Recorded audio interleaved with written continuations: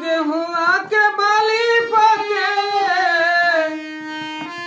अमवा मोजरी गइले। गेहुआ के बाली पाके अमवा मोजरी गइले।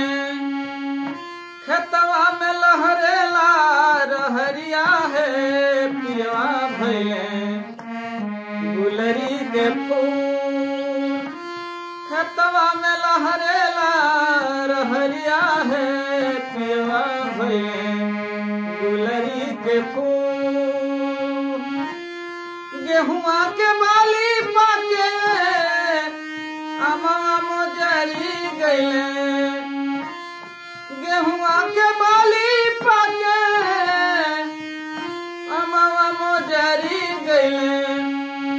खेतवा में लहरेला रहरिया है पियवा भइले गुलरी के फूल।